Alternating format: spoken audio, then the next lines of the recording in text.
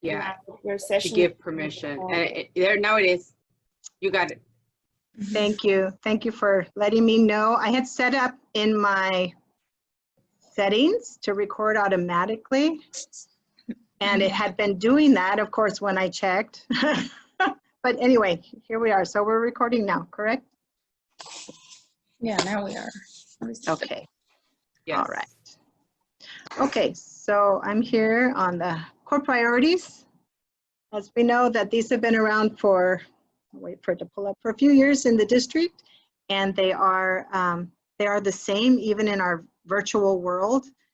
And what I really love about these core priorities is that the idea that we're all in this together, we're supporting each other, we're supporting not just each other, but our students, of course, as well.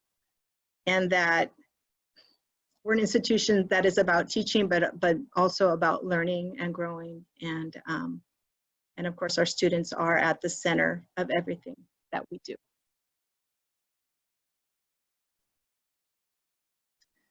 So dual language then has another layer to it, right? So we have our guiding principles, and we have the 3 pillars of our dual language.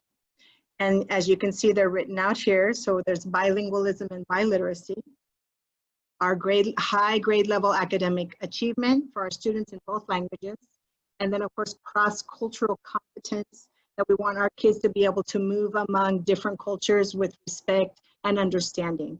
And so when you learn to respect and understand one culture, then you can do it for 2 and 3 and so on until we really are citizens of the world. And then linked on here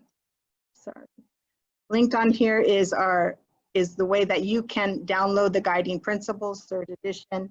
It's also in our DI drive, which we'll share with you to make sure that you have access, although most of you know how to navigate that DI drive. It's also linked there.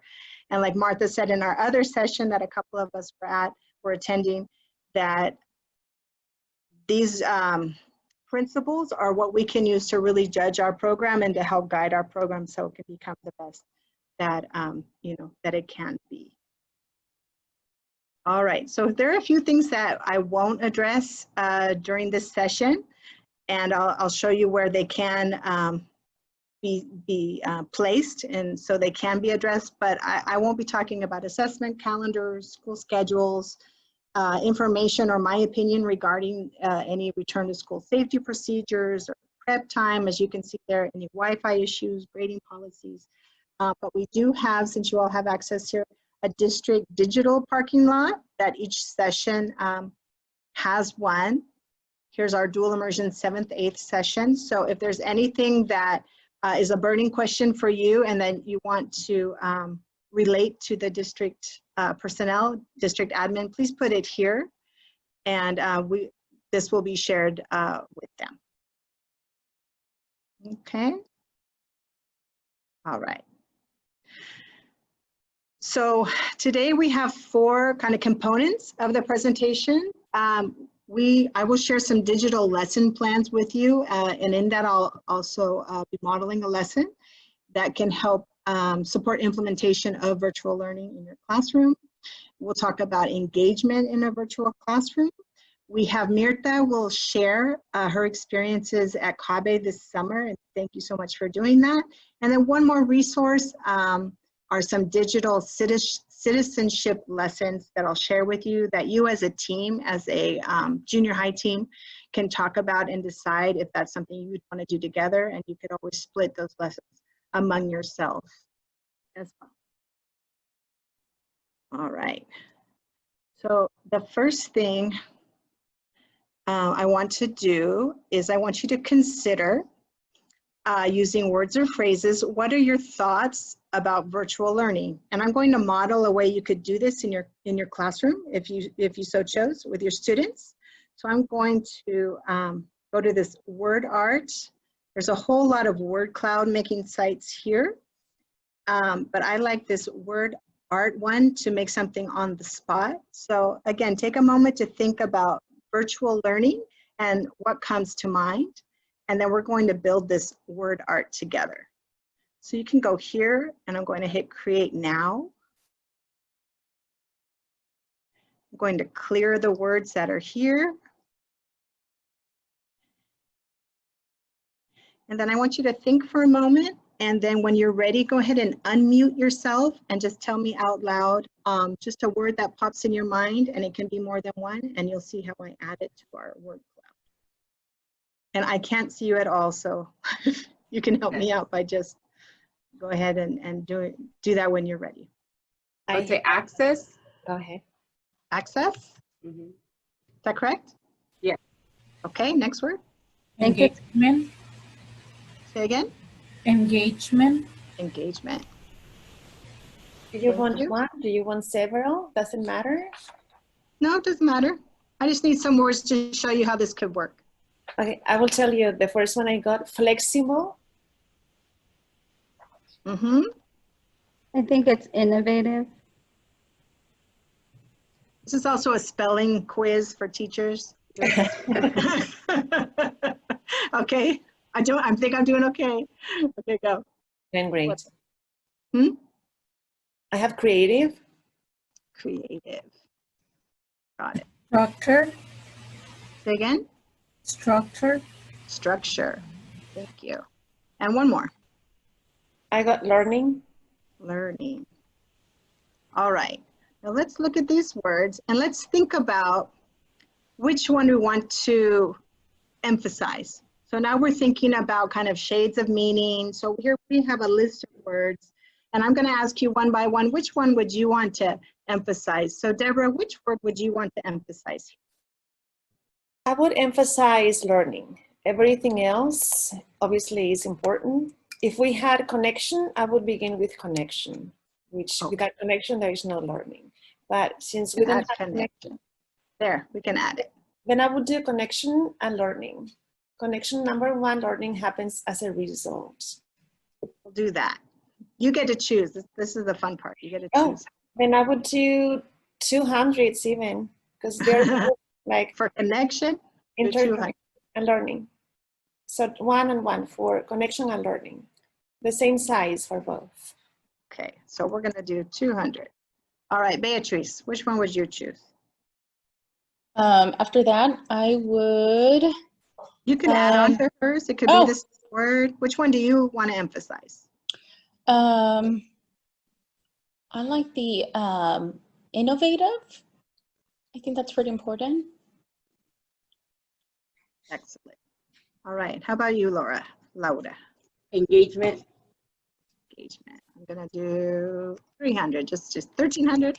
I'll do 300. How about Mirta? Which one? The structure with 200. Structure for 200, okay. And then Esmeralda. I think innovative because it's new for the students, new for us. I think it goes from traditional to the new way, and I think that we're all going to be learning together. Excellent, thank you. So once you input the words, right? So that's telling you what to do here. Input words, you just click visualize, zoom. And so this is what our word art ends up looking like. And so what I'm going to do really quickly, ooh, snipping tool is moving. I'm going to take the snip. Whoa. I am going to go ahead and snip it here. When you're screen sharing, it doesn't let you do the same things. I'm going to go back here and I'm going to add, there we go. This is where we are today. So these are the DI 7th, 8th grade teachers with special guests, how we're feeling about virtual learning. So this is something that I'm going to do with my 2nd graders, and I'll probably do it the same way because then, you know, they can just tell me their words and then we can decide which is most important, which is least important, and then you can see it visually how it comes out. This is pretty neat. Thank you for sharing that. Oh, you're welcome. You can thank my team members who gave me the idea. All right.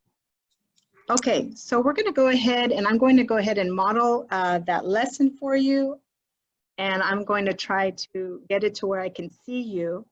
So if you're on this, where I see most of you are, you're going to want to, I'm thinking, click here where it says lesson. It's highlighted. Here's the lesson model. So you're going to want to go ahead and open that up. Mainly because when you go, I was thinking when you go into a breakout room, you'll be able to minimize your screen and you'll be able to see these directions. All right, so I see, excellent. Deborah's there. Mirta, Beatrice, and then Esmeralda, when you get there, I'll go ahead and start the lesson. Okay. Yeah, I'm not sure how to get there. Are you talking, because I'm looking at your shared screen. So how do I look at the? Okay, so what you want to do, are you able to, man, I'm going to stop sharing because I just can't handle not seeing you. So. Okay, so now that you stop sharing, then I can go into the, okay, I can do that. Hold on. Esmeralda, you can split your screen also, so you can have like your Zoom in one side, but you have to pull the tabs apart. Yeah, I'm gonna have to learn how to do that, but I'm in the thing now. But I'm not, okay. See if you can click, Esmeralda, on the very actual top of the window, slide it to one side, and you see below the document. You see Oh, both. okay. Okay, I'm in. All right. Thanks. So I'm gonna screen share again, and if I don't see your faces, then I'm just gonna go back to this where we can talk with each other. Since we're all on the document, there's really no need for me to share. Just because I'm having that trouble, I really need to see your faces. So let me try one more time to share my screen, and hopefully it will allow me to see you. All right. I don't know why you disappear. Your pretty faces. It says they're minimized to optimize full screen video, but where are you? I'm glad this is being recorded. If you click escape, Joelle, Okay. Yeah, I escaped. it minimizes, and then you should be able to see us at the top. So I'm pushing escape on my computer. Right, so that the Zoom page minimizes? But it's not. That's No. Okay, no, then at the top corner on the right, you should have a square or like a rectangle and then another little square inside. So click on that and it switches which one you want to minimize. So yeah. You see me playing around with that? Yeah. Mm-hmm. Yeah. This is what you're talking about, right? I think so, yeah. So you should be able to see us. See, and then see how you're not there? So you're clicking on the triangle, right? There's a little, sorry, not triangle, a rectangle, and then within the rectangle, there's a small little square. So you click on that. This thing that I'm moving around? It won't show us. Oh, it doesn't show you. Because that's part of the Zoom page. Yeah, no, I know it's that rectangle that has bow and. I'm stopping my share. Now I can see your faces and I can see this document. So I'm on slide 1. So if everyone can go on slide 1, and I see most of you there, Esmeralda, if you could go to slide 1. Excellent. See, that's what we're just doing. So this is my lesson. So es cómo aprovechar una grabadora de voz, salas de trabajo de Zoom y Flipgrid durante el aprendizaje a la distancia para apoyar y involucrar a tus alumnos. So I have these 3 apps that I use in this lesson, and I'm going to show you kind of ways that perhaps you could use them. And this is an introductory lesson to content that, let's say, this is content for you all as teachers. So this would be content that's grade level content for your students. So this is linked. Here's our online voice recorder. Here's just a video about how to use breakout rooms in Zoom. And then here's Flipgrid. All right, so if you want to jump over to slide 2. I'll wait for you there. Thank you. There we go. Excellent. So, el contenido. This is what we're going to study. Normas de aprendizaje a la distancia para las escuelas. So recently, the state gave us some guidelines, right, for really standards for distance learning. So I don't know if you have reviewed these standards yet, but that's what we're going to do today. And I chose this because they're things that we need to know as educators. And also what I want to accomplish with this lesson is for you to think of yourself as a student, like what's helping you understand this content that really is grade level content for us as educators. So one thing you can do, let's say you're a student, I know you can all read Spanish and write proficiently, but let's say one of your students has a hard time with it, especially with academic language. One thing you can do is use this una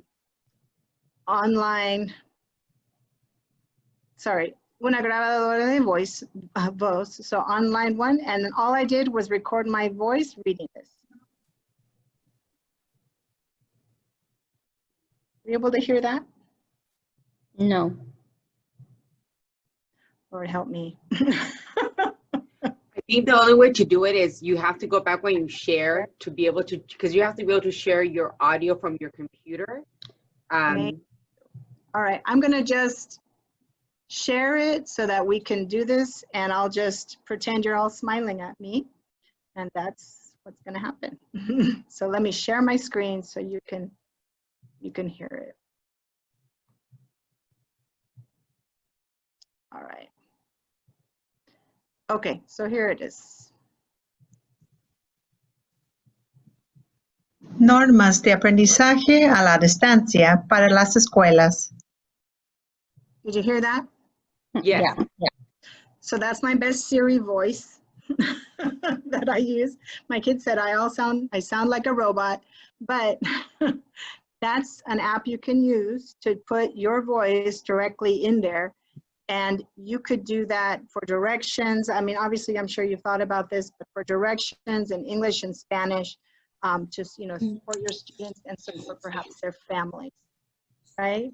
So if you go to slide 3, you'll see that I've added my voice to all of these 4 first ones. It was just to show you, give you an example. You can do it as much or as little as you feel is needed. And students can read along with it if they need to. Okay, so here we'll just take a minute. So here's content. This is a lot of content. So I'm thinking to myself, wow, how am I going to break this content apart? Because remember, good instruction in a live classroom, right, can translate over to a virtual world. So one thing I want to do for my students is to chunk the instruction, right? So you'll see I have 7, I was gonna pull this up. I have 7 standards, normas de aprendizaje a la distancia para las escuelas for teachers to know. And there are 2 others that really are at district level. And so we focus here on these 7. And so I, as a teacher, I think, oh, I have to know these, right? So what we're going to do to learn about these in about 15-minute amount of time, the way we're going to do this is on slide 4. These are the examples and the directions for what we're going to do. So you'll notice what I did is I'm chunking it out for teams of students, right? So you're going to be in breakout rooms with one other person. You're going to work together, and this is your task. So here's my example. So juntos, creen un resumen de 8 palabras de su norma asignada. Debe ser exactamente de 8 palabras. So how many words can it be? Everybody tell me. 8. 8. Exactamente.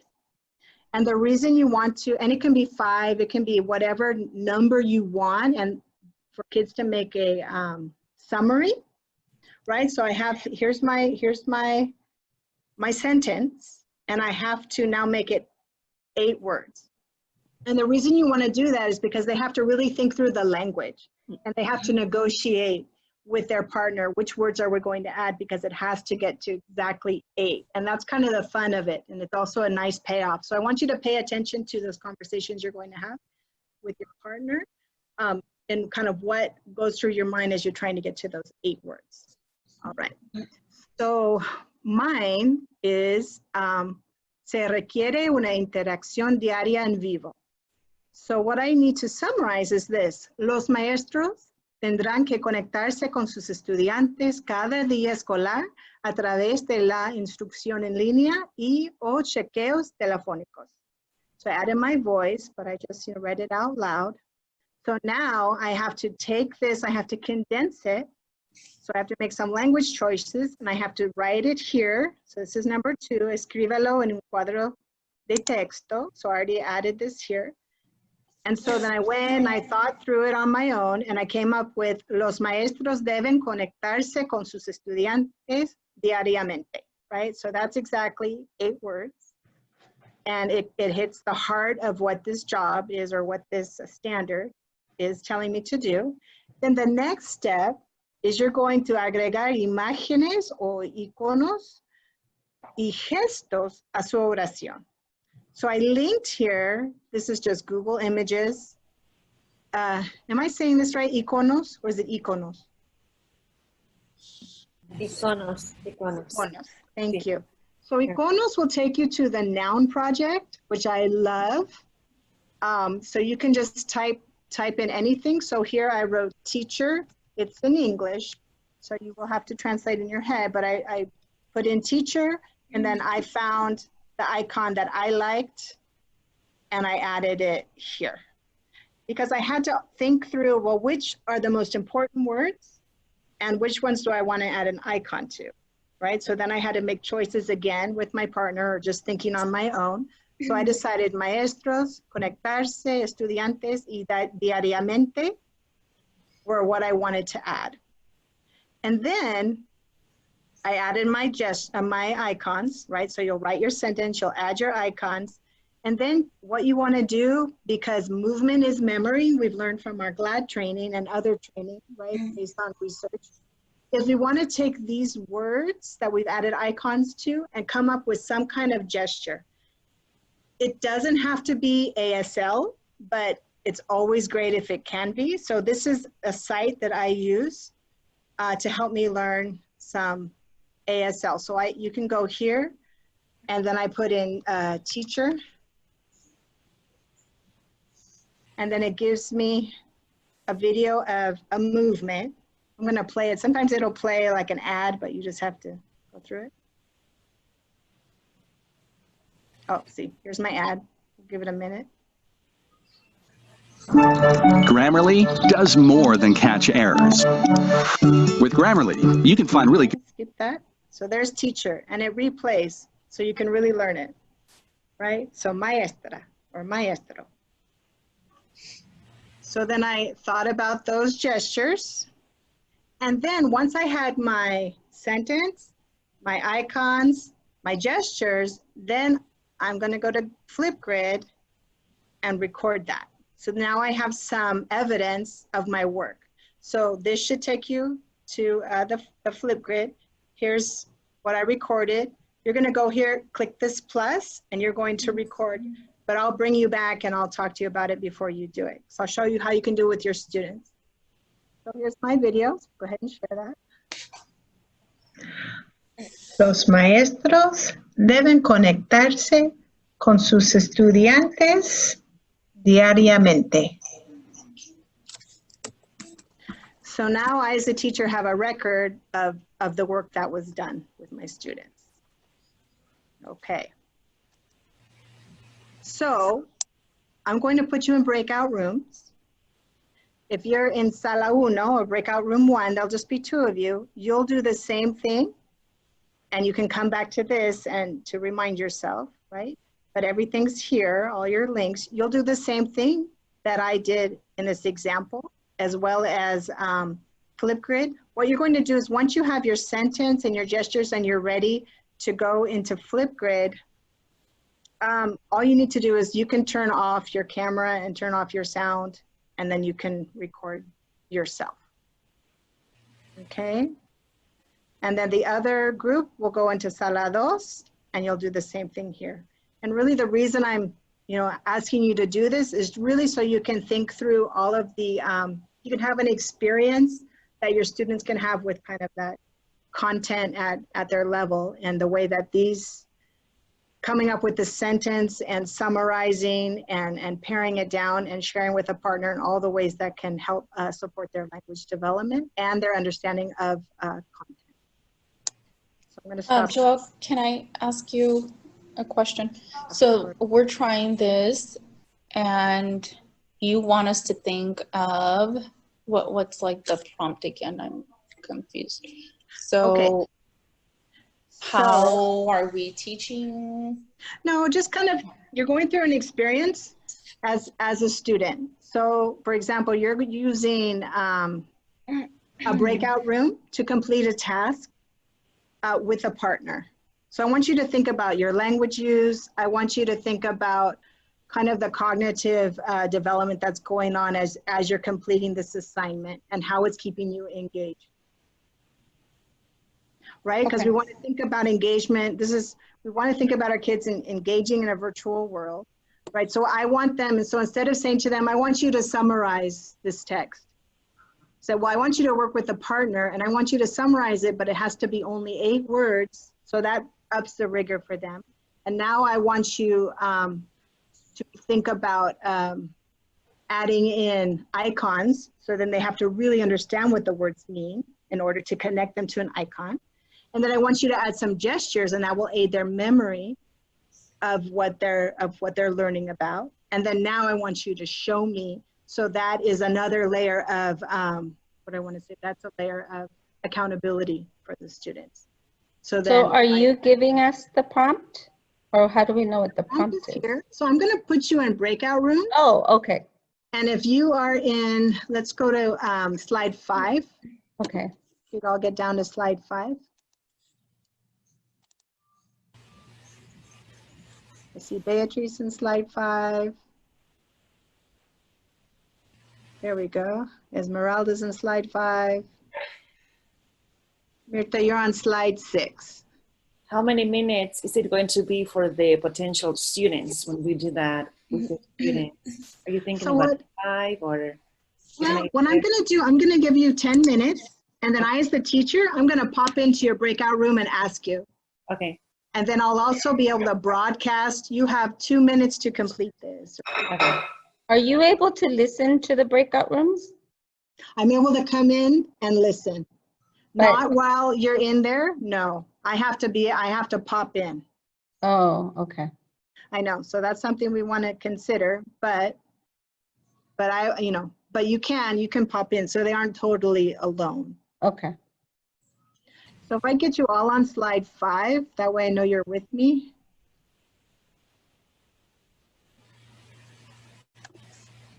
There we go.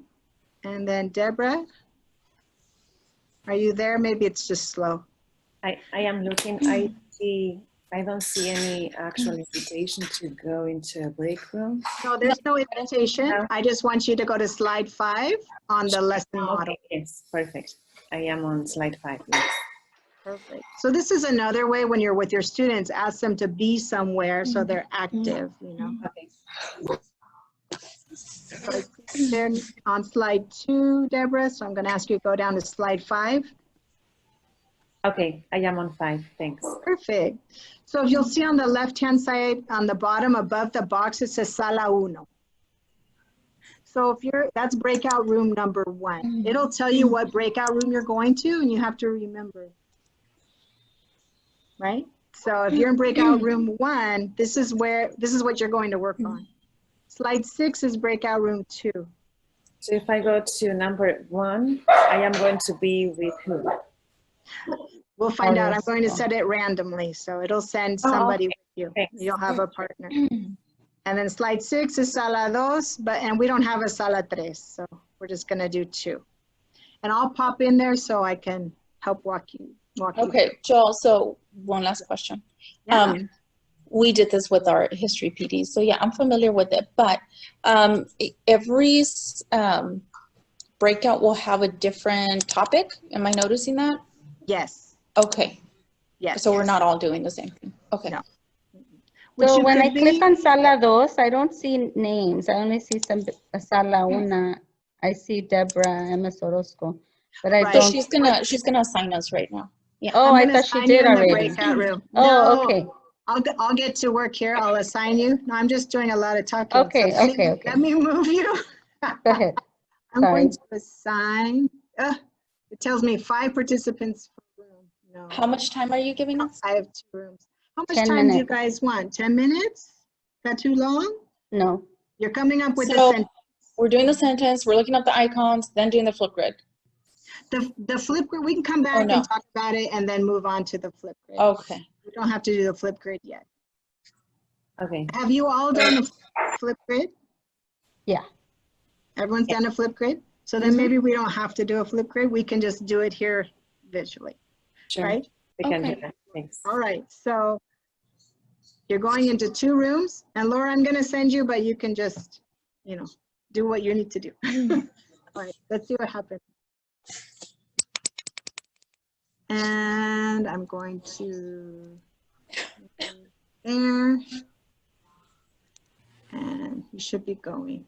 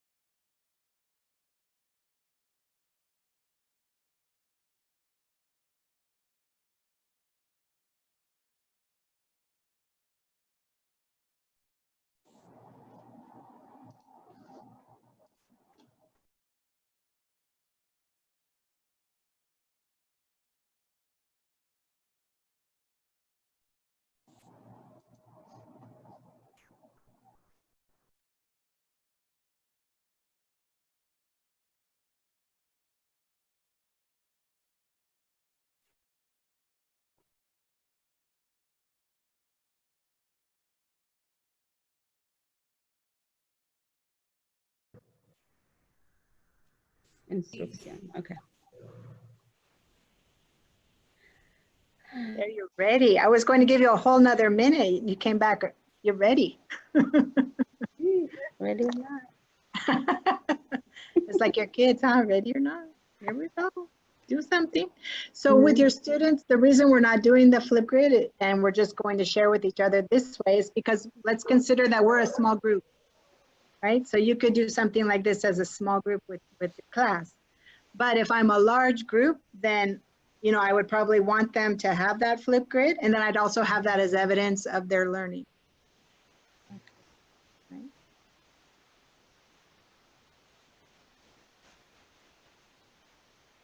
And the other ladies are, here they come. Here they come, all right. Hi. All right, we have our, before we share, no, let's go ahead and share with each other if you don't mind. So like I was telling the other group, so like we're not doing the Flipgrid really because you all know how to use Flipgrid, but this is something Flipgrid would be great for kids to have evidence of their learning and also for them to take personal responsibility, right? Because each, they don't have to rely on the other person to get it done, right? You have to do it and then you have evidence of their learning. Right, but this could be a situation where you have a small group of students, you're meeting with a small group, and all right, let's come together and now let's our learning. So, breakout room, 1 or 2, who wants to start? How do we share our screen? We could go. You don't need to share your screen, that's Oh, okay. You can okay. just say your sentence because Okay. we all have access to the PowerPoint. So Oh, we gotcha. could split our screen and I could go to slide 5 and Okay. I see the sentence, and slide 6 I see the sentence. Oh, So if I split my screen, and you can do this with your students too, so I can see the sentence, I can read it, and now oh, I can see all of your faces in my Zoom, and I'll hear you, basically. I don't need to read the sentence, right? The whole point was for you to produce the language, and then I, as a teacher, can check the slides later. But I know you did the work if you say the sentence and you use the gesture. Okay. Well, we can go first if you guys want to check out slide 5. We have our sentence there. Y dice, las escuelas recibirán dinero por la asistencia perfecta. And we selected the 3 images, one being a school, money, and then an award for perfect attendance. And okay, here goes the sign language. So you're going to do it together. Let me get ready. Huh? Together. Yeah. Do the same. Together, and I'll count down. Okay. I'll count down for you. Ready? 3, 2, 1. Las escuelas recibirán dinero por la asistencia perfecta. Perfect. Now I'm going to have you do it again and say the words as you do the gestures. Okay. Okay, hold on. Are you ready? You're going to say the words as you do the gestures. Are you ready? Okay, All right. 3, Wanna 2, go. 1.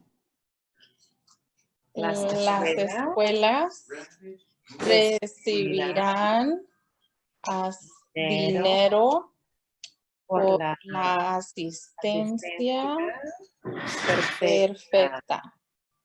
Sí. All right. Now we're all going to do it with you. Bravo. We're all going to learn something. I feel like we were doing a together. TikTok here. All right. Ready, Mirta and Laura and Esmeralda? We're going to learn this standard that we need to know as teachers. Okay. Teach us. Oh, so you guys are doing it with us now? Yeah. Oh, okay, cool. Okay. So should we read it? Yeah. Yeah. Tell us the words and the gesture. Show us. Okay, Deborah, you want to read it and I'll do the gesture. Okay, go. Las escuelas recibirán dinero por la asistencia perfecta. Perfecta. Mm-hmm. Okay. Good job. Good job. Estoy hablando yo, voy a aprender más. Así que los demás tienen que hablar Sí. también. Hablamos todos. Una vez más, hablamos todos. Sí. Dale. Okay. Otra vez. Mirta, you gotta unmute yourself. Las escuelas. Las escuelas. Escuelas. ¿Cómo se hace? Las Can you go escuelas. higher, Deborah? Can your hands go higher? Yes, Yeah, let's we're not see showing volume up. Las escuelas Las escuelas recibirán Recibirán dinero dinero por dinero la asistencia por la asistencia. perfecta. Perfecta. Oh, perfect. So you kind of do two of the like perfect signs, but Yeah. they're supposed to like overlap or something. Yeah, it was like Oh. synchronized Uh-huh. at the same time. We Ah, Oh, okay. bravo, bravo, bravo, sala 1. Sala 2, sala 2. Good job, Stern team. Okay, so ours was estudiantes del 4 a 12 recibirán 4 horas de instrucción. Nosotros dijimos que las palabras más importantes eran estudiantes, que viene siendo... Mirta. como si- We can't hear you, Mirta. No. Really low. micrófono sirve. Nosotros dijimos que las palabras más importantes eran los estudiantes Ujú. y 4 horas y instrucción, porque queremos que se nos quede grabado que los estudiantes del 4 al 12 grado tienen que recibir un mínimo de 4 horas de instrucción. Entonces nosotros nos pusimos de acuerdo y decidimos que vamos a usar el signo de estudiantes, como si estás agarrando algo y lo llevas a la cabeza y lo haces así, Estudiantes. estudiantes. Estudiantes. Y luego horas, 4 horas, el número 4, y como si estás dándole vuelta al reloj, así. Ah, Y 4 horas. es como si algo estás viendo la cabeza. Instrucción. instrucción. Mirta, would it be the same si tienes 5 o no? ¿Fuera igual? 1, 2, 3, 4, y luego 5 hours. Ya después del 5 ya no. Oh, I was just curious. Okay. So you have to rotate it the amount of hours? So, ¿es horas o es minutos con un dedo? Minutos. Oh, wow. Okay. So can you put your camera back a little bit so we see more of your body? Ay, Dios. Espérame. See, look at all this fun stuff we're learning. And then we can see your hands. We're going to have Esmeralda and Mirta say it together, and then you'll teach us. Let me go. First you present, and then you teach us. Shoot. Pues, ya. Okay. Oh, let's do it together, Mirta. Let's do it together. Thank you, Esmeralda. Espérenme, tengo que hacer una pausa. Okay, there. Okay, I'm ready. Estudiantes. Okay, 3, 2, 1. Okay. Estudiantes. 4 horas. 4 horas 4 horas. de instrucción. Pero era, a ver, dime toda la oración, porque era más de eso. Okay, okay. Los estudiantes Estudiantes. del 4 al 8 A 12. 4 a 12 recibirán recibirán 4 horas 4 horas de instrucción. De instrucción. Una vez más, todos juntos. Okay. Ready? Los Estudiantes. estudiantes, De 4 a 12. 4 a 4 a 12. 12. recibirán 4 horas 4 horas de De instrucción. instrucción. Instrucción. Bravo, bravo. All right. Okay. Let's talk about that whole process. Maybe you want to take a tech break, but we only have 45 minutes left. So tell me kind of like what went through your mind and thinking about your students, ways that we can help develop their language in their second language for most of our students, and content. So we can think about it. And then when you have something, you can just raise your hand. Beatriz, do you want to share about the noun and the adjective comment we had when talking about? That is something that we talked about, how students will have to pay attention to how the verb and the noun switch between Spanish and English, because that is one of the main problems, you know, that students want to directly translate. But then when we were translating too, we noticed, oh, wait, no, this sign has to go before this one so that it can make sense in Spanish. So it definitely, we were able to see more detail in each word and how it's used. And the time we spend with each one just really sunk in, I think. So yeah, that really got us to see how important that is for students. Excellent. So I think that this is a great way to figure out how our students learn best, because we're doing a lot of hand movements and kinesthetics, and I think that our kids learn best that way. They'll be able to remember like what they're supposed to be learning if we do this. Yeah, the engagement, I think, is going to be really, really good. Yeah, so I agree with Stain.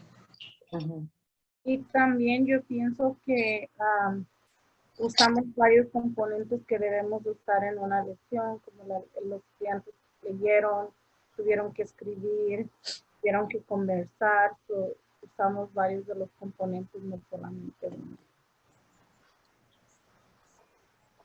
Sí, al ser muy interactiva, al tener en cuenta diferentes formas de aprender, entonces traemos a la lección diferentes ángulos, diferentes, digamos, enfoques, diferentes formas de incluso conectar con los estudiantes y de que ellos conecten con el aprendizaje. Y por tanto, el porcentaje de éxito va a ser mucho mayor. Como que tenemos en cuenta todas las inteligencias, no nada más que una. Right, so you might have a student. Also, I think one thing I liked about that was just that we repeated so much that when I was first reading these and recording my voice, I couldn't say some of those words. It just didn't roll off my tongue. And I was like, oh my God, I can't even pronounce these words. But then after I did it a few times, it started to, you know, make more sense. And I would even go into the dictionary and hear the pronunciation, you know, like all of those things that you need to do when you're by yourself, but you can use the computer to help you out. Like I would be like, Deborah, how the heck do you say this, right? You know, but that was one thing I could use my resources, and we can encourage our students to do that too. It's difficult. And when you tell the students that I was having these challenging steps to follow, they are going to actually give themselves some grace, because a lot of the times they may not be aware of the steps they have had to go through to get to that goal. So by breaking that into stepping stones, which is what is happening right now, then the kids will know, oh, my own teachers are having this as a challenging activity. If they can do it, because I know they look up to all of us, they will think about themselves, we can do it too. So it becomes a mirror.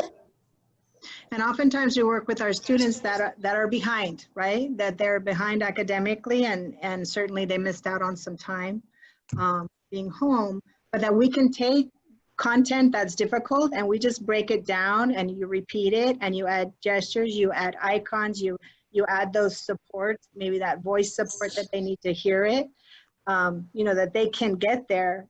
You know, it's up to us to add those supports, and then also say, okay, now you do it.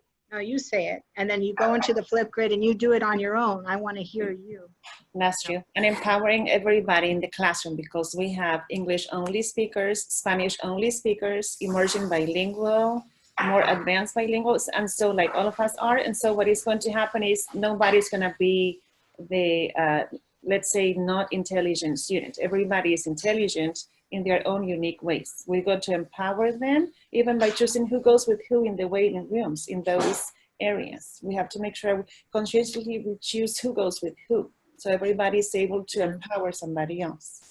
Yes, and with those breakout rooms, if you haven't used them, you can manually choose the students. And if there are students that you're concerned about, maybe you know this, Laura, I'm not sure, I'm thinking that not everybody has to go to a breakout room.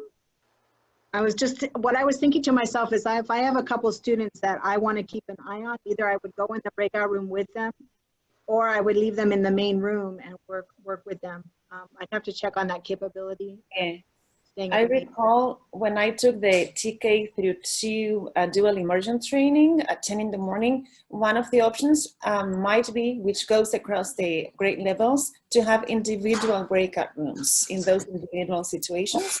So nobody has to know who goes with who. Only those few students will know you go by yourself, because they will have an invitation with themselves, maybe a text added. You are on your own, but I'm looking at you, so you go as you did, pop in, come out, so the kid knows. And then you will have an invitation when I see you're ready to go with your favorite friends. So it can become SEL in addition to actually the dual immersion classroom. I can see the breakout rooms being very, what I want to say, motivating for students to work with their friends, you know, because that's one of the things I have 4 kids, and they'd always say, man, I hate sitting at lunch in ABC order because I don't get to sit with my friends, you know, and it's como que me daba pena, you know, like they never get a chance to talk to their friends because they're always working in class and it's finally lunch and they have to sit in ABC order. It was just like, yeah. That's very true. It makes sense.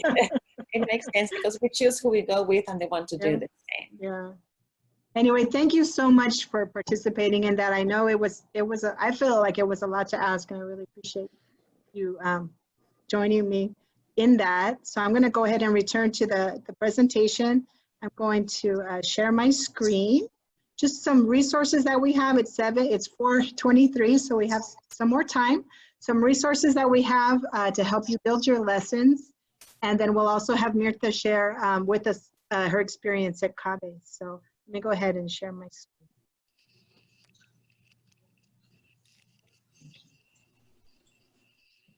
All right. Okay. So the DI drive is your drive. This is a drive that we started maybe 3 years ago with our TAC, our dual immersion TAC. And I'm going to go ahead and click on that as well as you can. All of you have access to this drive, and most of us are familiar with it. You now have your managers in this drive. So I don't know if you know what that means, but it essentially means that anything that's in here, you can make a copy and pull it out. If you're not a manager, you know, of course, I learned this the hard way, like everything. If you're not a manager, then you can't pull it out of the drive. You can make a copy, but you have to leave it there. So as new people come in, like Deborah, I don't know who Harris's second grade teachers are, but once they come in, since you're a manager, you can add them. You don't have to ask me permission or anyone else permission. Even though I started the drive, I don't own the drive. It's shared, okay? We have Mrs. Garcia, Mrs. Flores. I'll be actually Mrs. Flores. She's pregnant with twins, and she's going to be taking care of her beautiful family for a few months, probably. I'll be there helping. Okay, so you can add them since you know who they are exactly. Sure. And so that's nice. And so we have some things here that we've done in previous years in our TAC meetings, and we have grade level resources. We have a folder here that says resources for all. So basically we would create things, we'd put them in this ready to vet folder. That meant that we were all just going to look at them together, and then when they're ready, we would move them here. So for your grade level, there's a template for what's called the ESBR. It's writing, right? And so you can see it here. It's been translated. It's EBSR in English, evidence-based short response, but the same idea applies here. So anyway, that's something our 6th grade team, or 6th grade, Denise was the one on the team, like she created that, and then the whole group was able to look through it and look at the language and add it there. Here's some annotation marks that you'll see there in English, but also there's the translation here that we walked through this translation together. Not to say that everything's perfect and it can't be changed, but we just tried to get some consistency across the program and to have some resources. So, you know, it's just some resources that we've been able to put together. And then as most of you know, here are resources, our summertime. You know, we spent many hours and this summer creating some lessons for our 2021, and it was great that we had the opportunity to do that, to get ready. And since you're all kind of singletons in your room, right, you know that your lessons are here for your grade level, right, the ones that you created, and because they're in here. And so this is, of course, what you can use. You might have made your copy and put it in your own drive, but the idea is that it's here, you know, for future teachers, and if you know if the program were to expand. So you know, so that's those lessons which, you know, the Mirta and Esmeralda were able to create and share there. So the DI drive is for the program, and you'll have access there.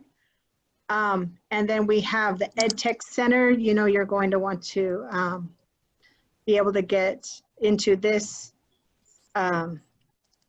website, this site. It's linked there. I think most of you were able to attend. Did I hear you say that the Edtech? I know, Deborah, you weren't, but Esmeralda, you were. You said in the chat, and that just seems like it's so long ago. No, but I have to watch the videos. They are going to be available, and I love that as well. Yes. One thing we can do, I love these how-to tutorials for kids. They're really helpful, especially since I'll be teaching second. But I did want to point out here on the bottom, there's a student video tutorial request. So a lot of these, I mean, these are all in English. I know that Laura mentioned in the other group that they have requested that some for parents be made in Spanish. So anything that could be made in Spanish is so helpful to all of us. And it also helps with aligning the language as well. But I'm going to start requesting student videos in Spanish, so feel free to overload the inbox and, you know, with our voices, because if we don't ask, they don't know, right? You know, they don't know that it's something we want or need, and a lot of times in dual, we're used to accommodating, but, and we, of course, will work, you know, for the program, for the sake of the program, but you don't need to be shy is what I'm saying.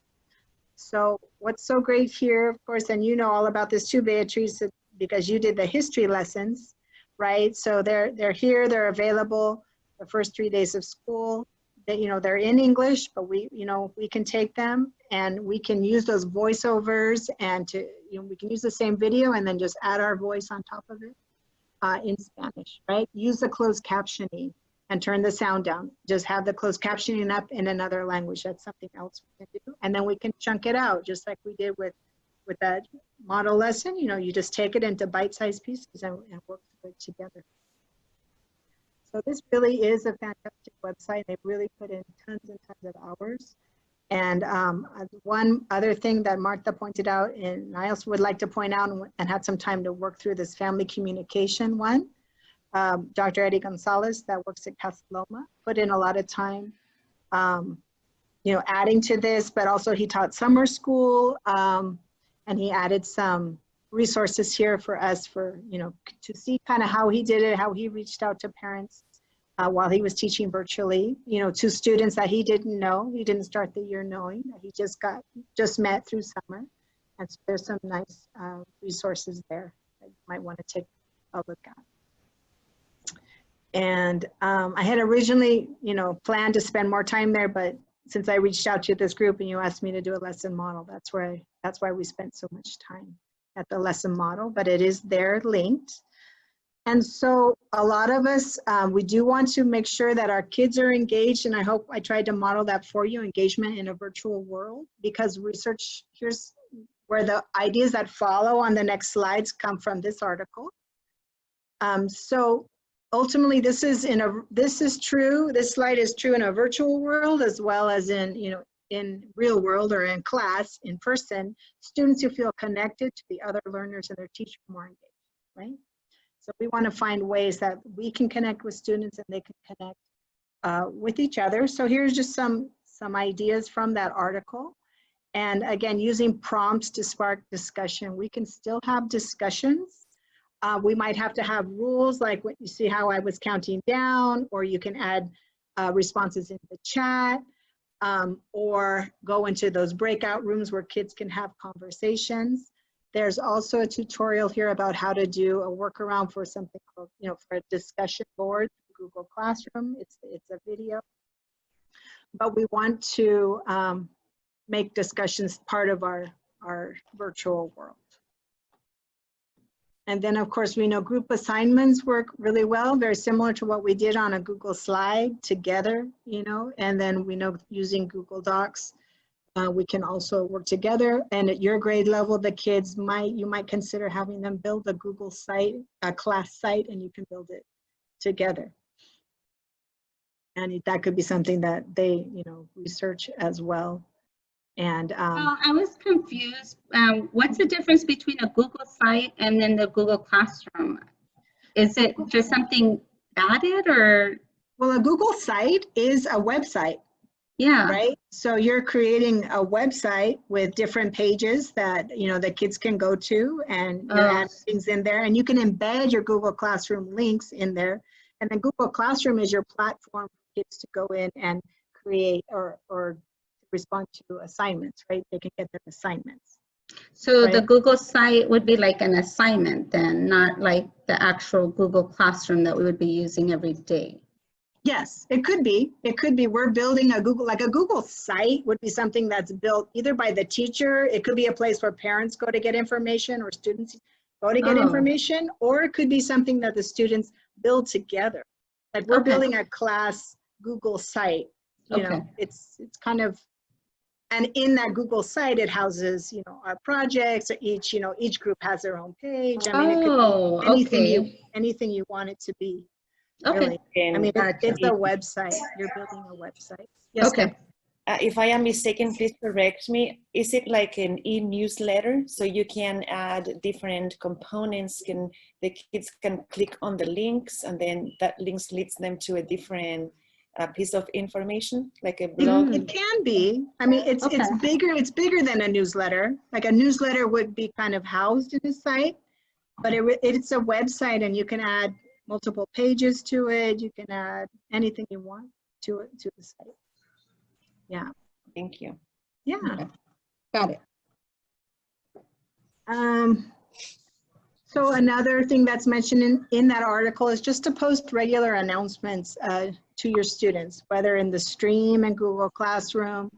Like this one talks about Google Calendar. Denise mentioned in the other session that reminded us that all of the Google apps work together, which is great. So if you're just getting started and trying to figure out, well, what do you want to do? Just go to the Google apps first as kind of your base, because they're all housed in the same place and they all work together. And so anyway, but the point of this is just, even if you're just posting something silly like this, I like this one, studying incentive. When you reach a gummy bear, you get to eat it. Right? Says, I've been studying wrong my whole life. Right? I will read for candy. And so just posting something funny, and just so that they see your personality comes through, but mostly that you're connecting with students. And again, replying early and often. So kids will reach out to you, like here, and Evan has finished this, and then it's letting me know as the teacher. This was Martha's, what she had written. But basically, reply to your students. Don't leave them hanging. Don't let them wait. As soon as you can. And then this is a screenshot of the settings where you can go to in classroom for notifications, and you can turn them on so you can see and get notified when your students are reaching out to you. So it's when they reach out, you want to reach back.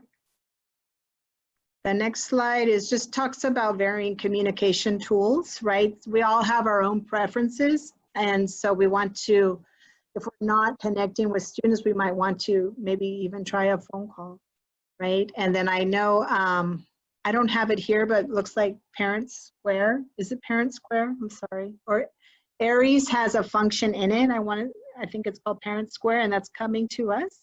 And it functions in a lot of the same ways as Class Dojo, is my understanding. I guess we'll be getting training on that. Deborah, do you know a little bit more about it?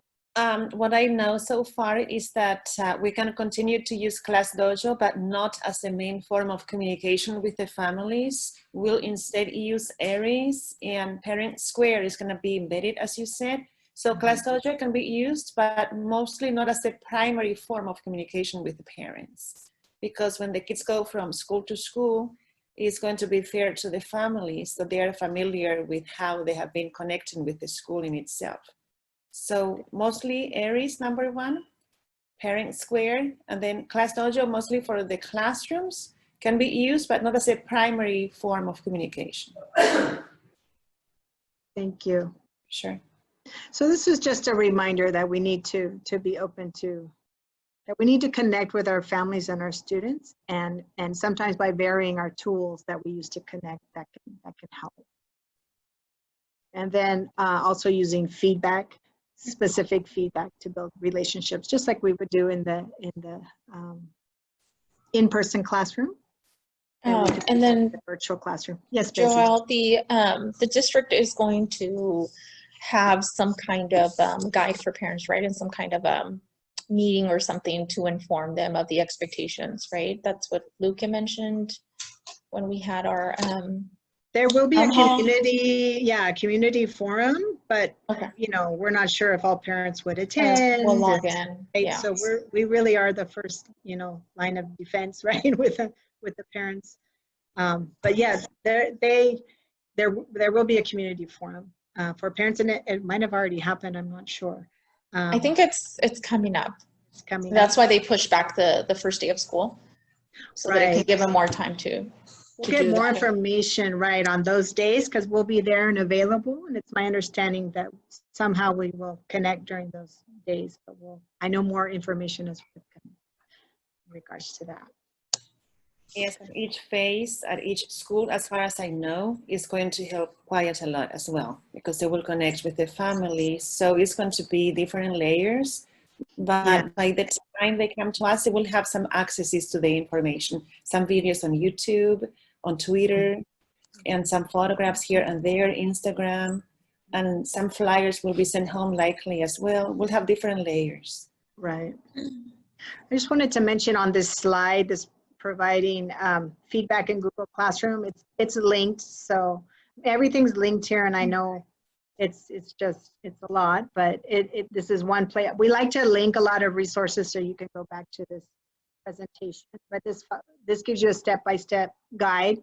This was presented in the spring, so if you weren't able to come in the spring, it's very, you know, it's simple how to provide feedback within Google Classroom, which will be our main platform.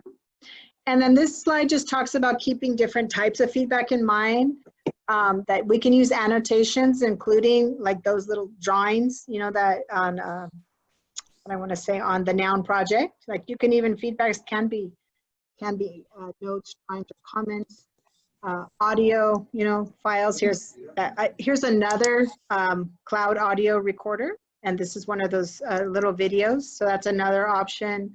Of course, videos using Flipgrid or Screencastify is another way we can get feedback. And then Joelle, from what I've heard is that the district is also asking that we record our sessions with our students, right, to the cloud. You know, I'm not sure. I haven't got the final word. That's something you could put in the digital parking lot, because I do know a lot of people are wondering about that. Mm-hmm. I haven't heard anything official. Yeah, I think that's something that you're gonna that's gonna come later, because there's some hesitation by teachers of the recording and putting it on. So that's not something that the district is asking as of now. And aside from them, I'm not sure if we have the classroom, so I'm not sure about that. You mean in terms of the Zoom? Right. So the 4 hours that we're supposed to be engaging. Yeah, I don't know about that. I've yet to hear anything about that. I mean, people have been, you know, throwing it around, but I've not heard anything from like official. Yeah, that was a concern during our history sessions too. So we had our attendees just write it down also. But yeah, I know people are wondering. We didn't have an answer for that. Right. Okay. There's a lot of things we don't have an answer to. I'm just telling you. For sure. Oh yeah. Yeah, I'm just always like, We're not sure. We're learning as we go. You know, it's tough for everybody. It's tough for We'll our find parents, out. it's tough for our kiddos, Yeah. but you know, we'll push through it. I know, like this, for example, I'm sharing my screen and I can see you all like I wanted to do in the beginning. I'm like, now it works. I don't know what I did. I did nothing different. Oh, trust me, I struggled too. Don't worry. Well, here we are. Um, Oh, I'd like to yeah. hide all my suffering. Okay, I am going to move on. We won't answer this question. I'm going to let Mirta, I'm sorry, I'm going to give you no more than 15 minutes Okay, because it's already that's fine. 4:41. So I'm going to go ahead. You have capability to share your screen. Do you want me to stop sharing or do you want me just to pull up your? You can pull it up and I'll just go with it. Okay. All right, we're going to go with it. So here we go. Go ahead, Mirta, and I'll just. Okay. My name is Mirta, and I'm very happy that I was able to attend CAVE 2020. I know it's not the same to be in person, but I did learn a lot from our keynote speakers. I'm gonna share with you guys some takeaways from the keynote speakers and some ideas on how we can implement some of their work in our school or our district. The first one is Jose Medina, and he talked about social cultural competence in the age of crisis and remote learning.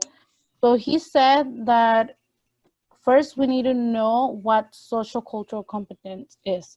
And the easiest way for him to describe it is as the ability to see similarities and differences in each other and see the difference as opportunities to connect. So not only to see the difference, but also to make sure that even though we see those differences, we're connecting with each other. And that's one of the main goals of dual language. Also, he said to not only address the cultural differences by creating events, but also by integrating cultures in our own content areas. Perhaps in Spanish, you can add some type of assignment that has to do with other cultures. Same thing with history. Even though I am science, I can assign my kids to look up for Hispanic scientifics or Chinese scientifics that have an impact in our society. So integrating other cultures in our classroom, and we need to make sure that we represent the cultures that are represented in our classrooms as well. And also be aware that the decision in response to COVID-19, distant learning is made through the lens of privilege. A lot of the decisions that are being made, according to Jose Medina, are being made by the lens of privilege. We're not aware of how many students don't have access to technology, to a space to be sitting, and all of those stuff. And also remember the 6 C's.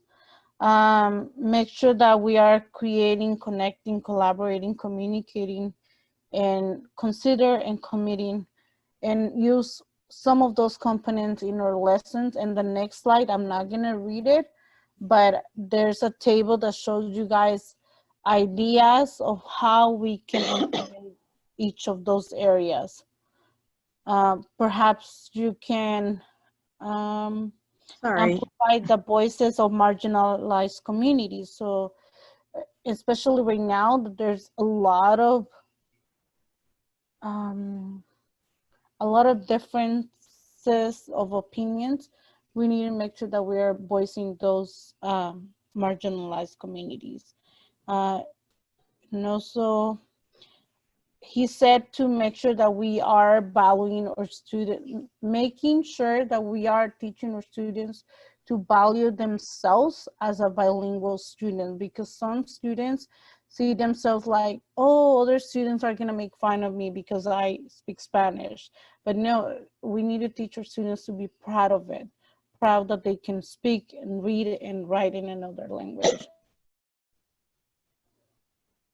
Go ahead. Okay. And then Sonia Soltero was talking about an anti-racist pedagogy.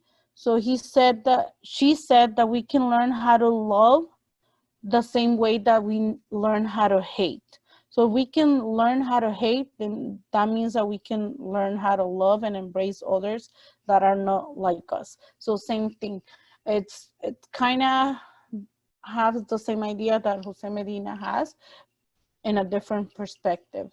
So her main focus of the keynote that she gave was to make sure that we are exposing our students to books that reflect themselves. So not only books about content, but also books out. Sorry. Oh, her camera froze. I cannot hear you, Miss Aguilar. Is it just me or everybody? No, her Wi-Fi stopped. Okay. Yeah, I think it did. Oh, thanks.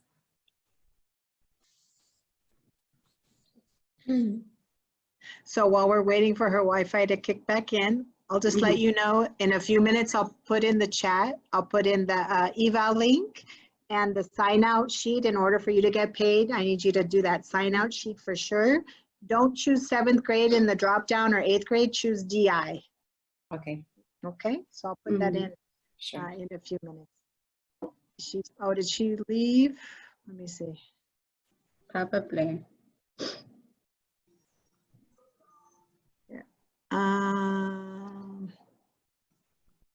Yeah, she got kicked out. See, isn't that fun? You never know what's gonna happen.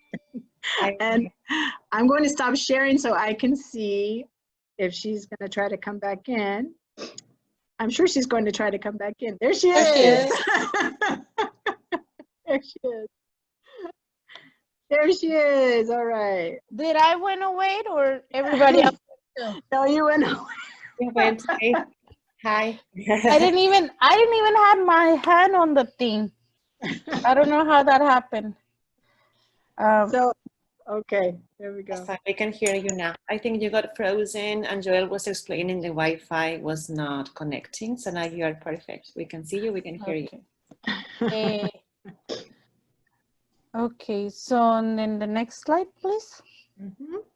And so Wait, did you go over the books? Because I didn't hear what you said about the books. Oh, I just said that Sonia Soltero said to make sure that we're exposing kids to different types of books that include different cultures, different types of minority groups, and so to make sure that we are exposing our kids to other books other than content books.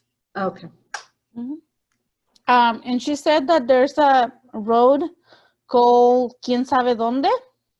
Oh, you can see it. Quién Sabe Dónde. And it is an actual road here in California. Yeah, it is.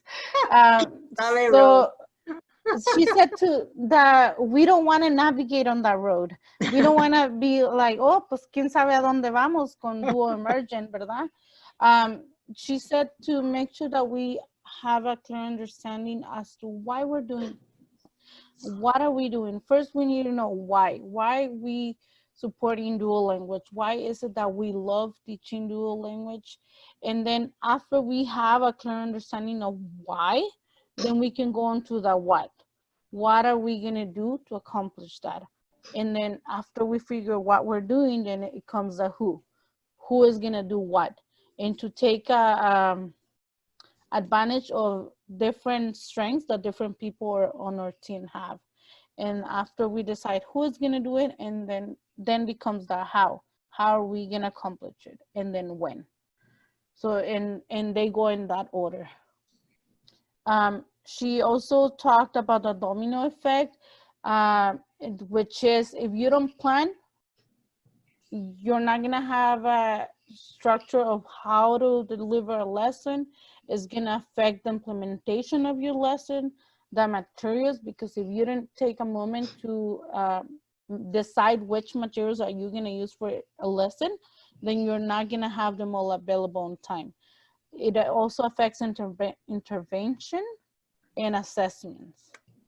And so it all starts with making sure what do we want to accomplish and how do we want to accomplish it, and have a make sure to take a time to plan. And then Dr. Yvonne and Dr. David Freeman, they talk about biliteracy development.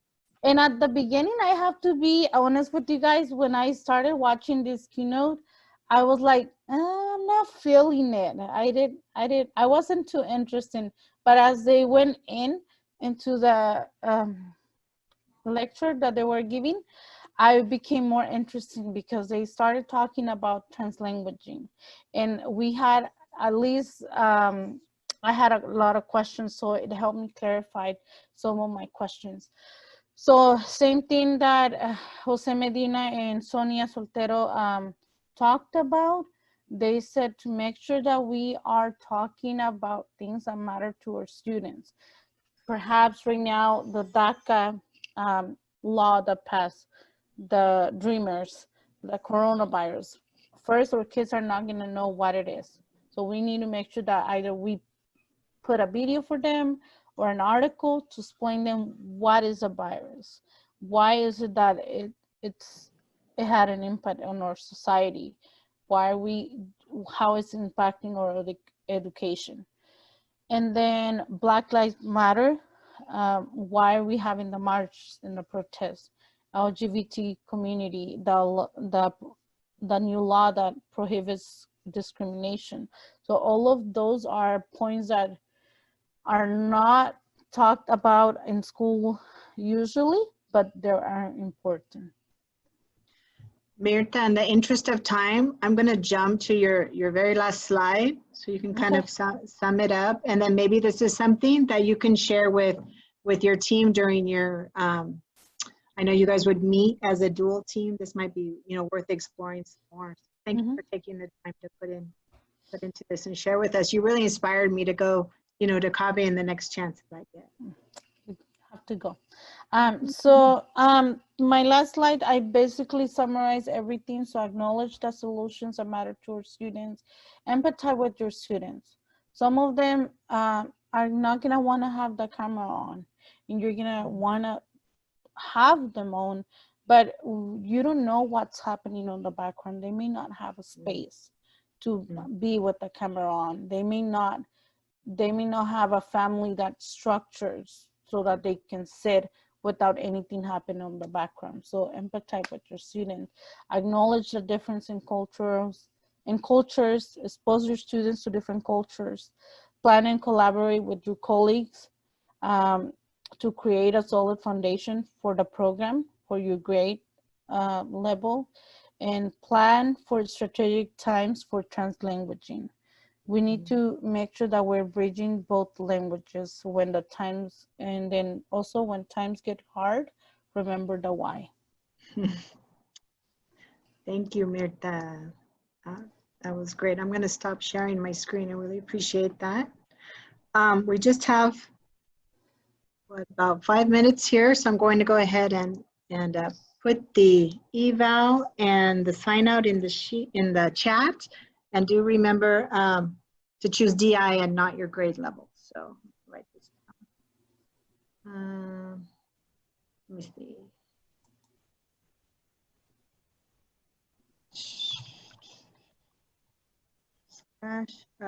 DQ8.